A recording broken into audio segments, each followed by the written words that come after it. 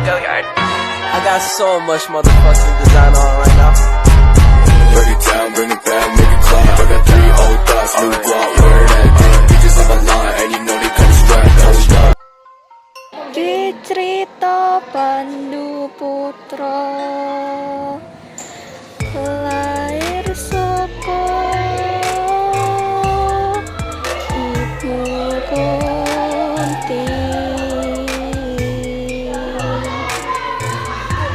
Awujud bungkus sang jebang Dewi Kunti susah hati.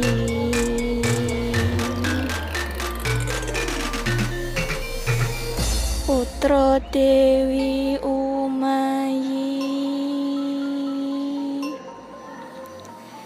Gajah Sena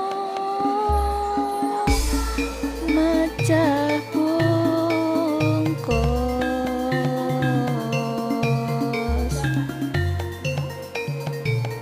malih dadi manungsa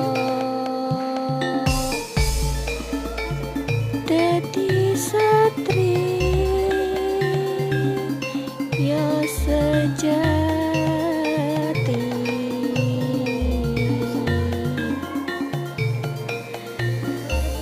Pinaringanan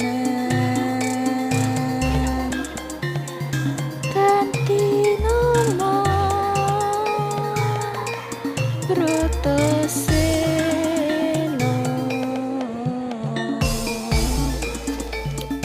Bima Bungkus. Ing negara Ngastina, Prabu Pandhu lan Dewi Kunti susah ati dheweran layure bayi kang awujud bungkus. Ora ana sanjata sing kanggo mbedhah bungkus. Merga kuwi, Prabu Pandhu lan Dewi Kunti ngutus Janaka supaya nemoni Begawan Abiyasa ing pratapan Tahtau. Nalika Janaka ngadhep marang simbahe, dheweke matur bab sedhihe ibune. Begawan Abiyasa banjur lunga ning Astina. Ing kono dheweke ngutus Prabu Pandhu lan Dewi Kunti supaya mbuwang si bungkus ing tengah alas Krendawahana.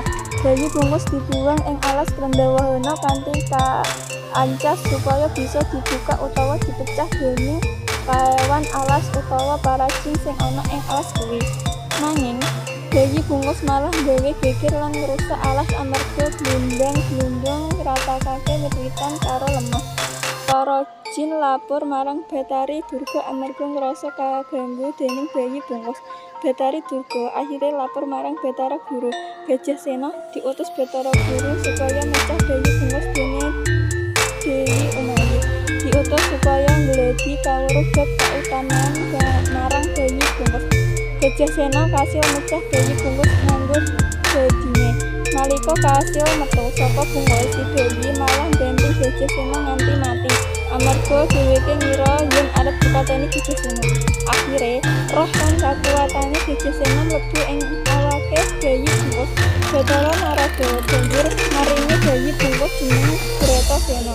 Sawijining dina Dewi saka Tasikmadu njaluk tulung marang Bratasena supaya nyirnakake para raksasa sing ganggu kerajaan Tasikmadu.